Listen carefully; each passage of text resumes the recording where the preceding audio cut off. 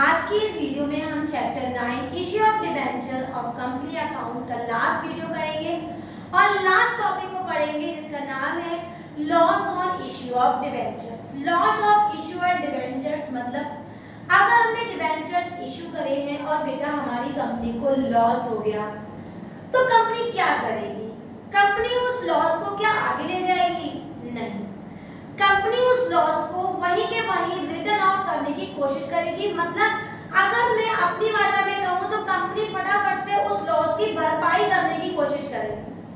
अब भरपाई कैसे करेगी कंपनी? या तो कंपनी ने कोई डिबेंचर्स अगर सिक्योरिटी प्रीमियम में इशू करे हैं तो सिक्योरिटी प्रीमियम से भरपाई कर सकती है क्योंकि वहां पर उसके पास एक्सेस अमाउंट है।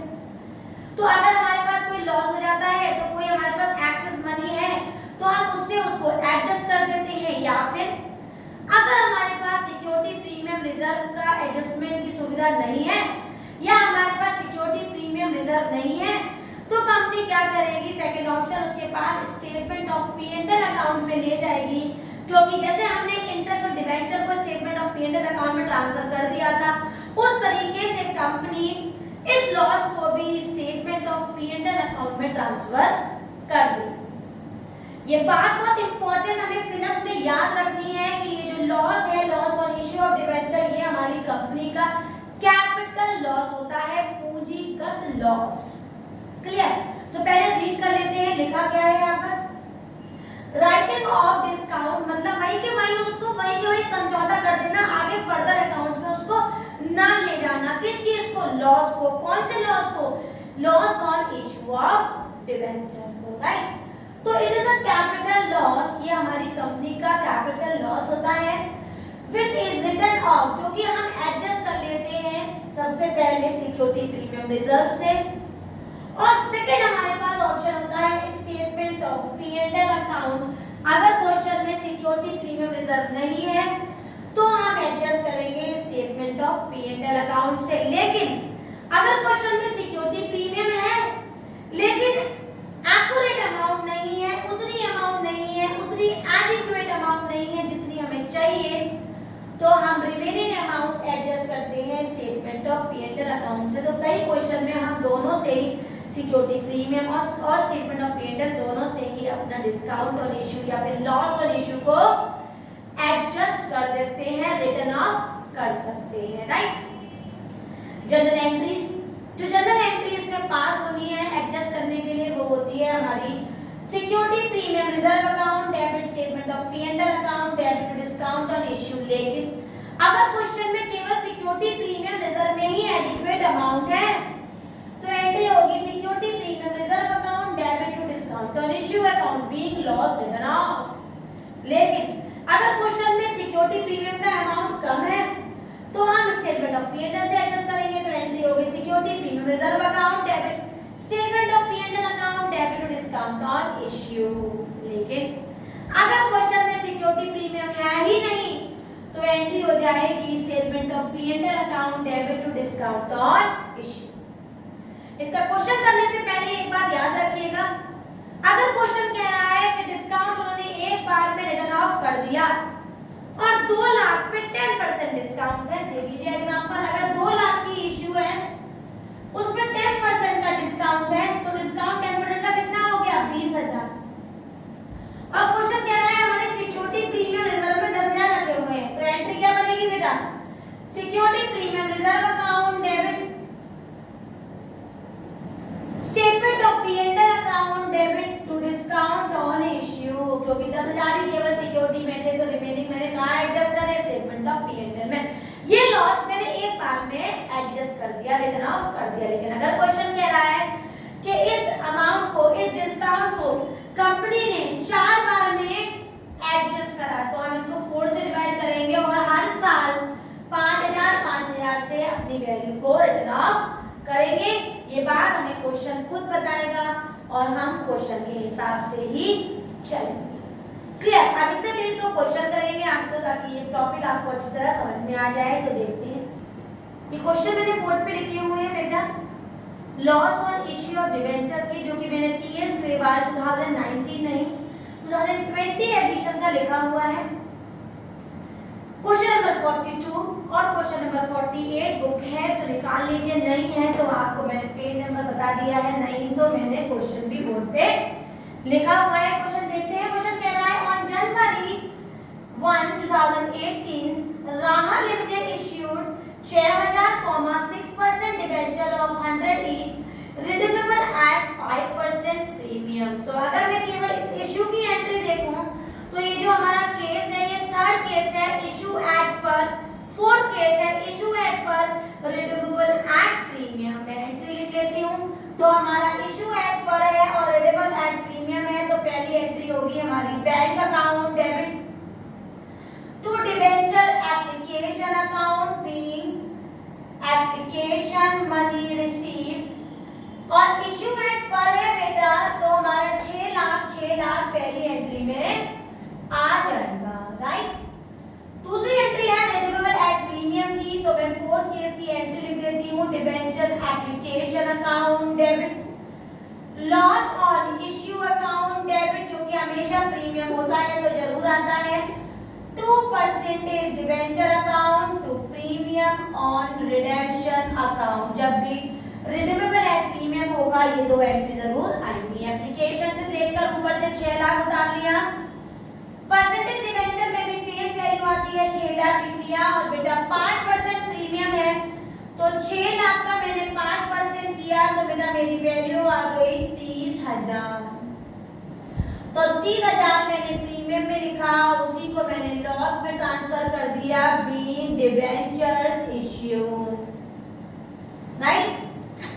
आगे कह रहा है कि ये जो लॉस है उसमें सिक्योरिटी प्रीमियम रिजर्व में हमारे पास केवल 10,000 है, तो बेटा ये 30,000 का लॉस अकेले सिक्योरिटी में तो नहीं जाएगा, तो बचा हुआ बैलेंस कहाँ जाएगा? स्टेटमेंट ऑफ P&L में। तो एंट्री बनेगी security premium reserve account debit statement of P&L account debit to discount on issue या फिर to loss on issue, right.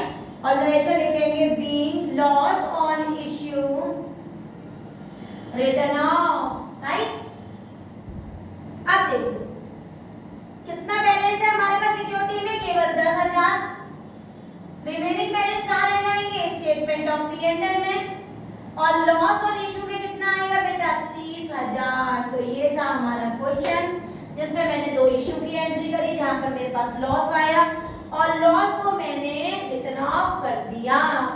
Security में केवल 10,000 पड़े थे मेरे पास, तो रिमेनिंग ले गई मैं स्टेटमेंट ऑफ P&L में।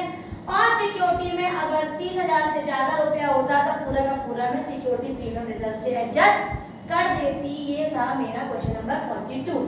अब इसी तरह से क्वेश्चन नंबर नेक्स्ट है हमारा 48, ये भी टीएस ग्रेवाल 2020 पेज नंबर 9.60 का क्वेश्चन है। क्वेश्चन देख लेते हैं हमसे क्या कह रहा है। क्वेश्चन कह रहा है कि ऑफिस प्रोडक्ट लिमिटेड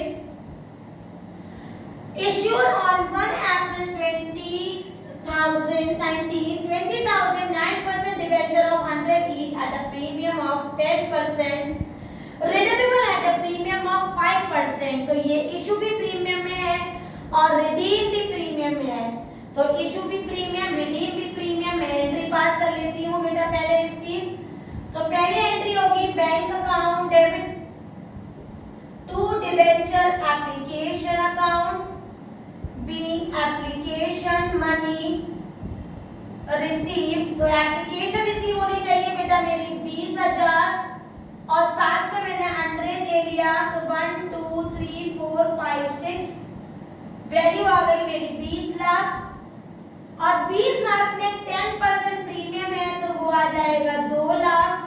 तो एंट्री हो जाएगी 22 lakh, right.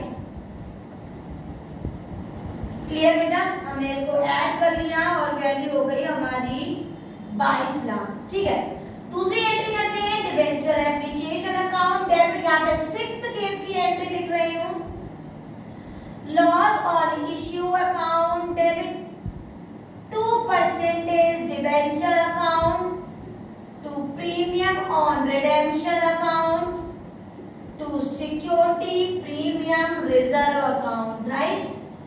Being debentures issued. इसको फिल करते हैं बेटा। ऊपर एप्लीकेशन से मैंने 22 लाख लिख लिया। परसेंटेज डिबेंचर में मैंने फेस वैल्यू लिख दी। सिक्योरिटी प्रीमियम 2 लाख का था, मैंने सिक्योरिटी प्रीमियम में पूरा 2 लाख लिख दिया। और क्वेश्चन कह रहा है 5% रिडीम हुआ है तो 5% मैं उसका प्रीमियम निकाल लेती हूँ और वो निकलेगा मेरा 1 2 3 4 और ये आया 10, वो आया 1 लाख। तो 1 लाख मैंने पहुंचा दिया अपना प्रीमियम और रिडेम्पशन में। और यही पैसा फर्म का लॉस होता है तो 1 लाख रुपया चला गया हमारा लॉस ऑन इश्यू में। तो वैल्यू आ गई डेबिट में 23 और क्रेडिट में भी 23।